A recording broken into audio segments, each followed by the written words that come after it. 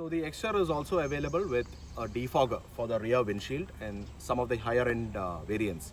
So the purpose of a defogger is to ensure clear windshield during foggy or humid weather, where the windshield will sometimes get covered with a slight layer of water vapor or moisture. So you can see that I've turned on the rear defogger, and these elements, these orange lines that you see on the windshield, these are conductive electrical elements, and it generates a slight amount of heat to evaporate the water vapor present here. You can see that the water vapor has slowly evaporated.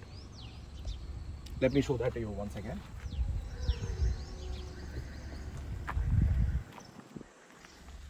So this is a damp cloth.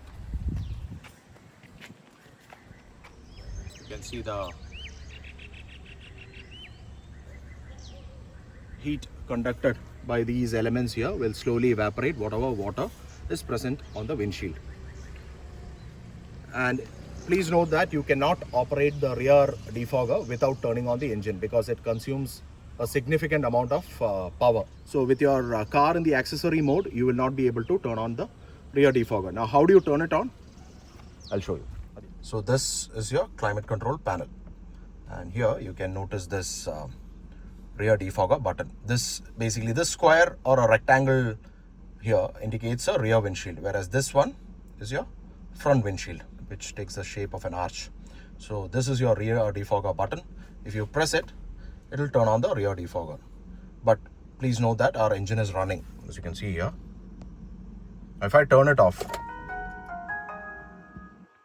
and put it in accessory mode, I've turned it on to the accessory mode.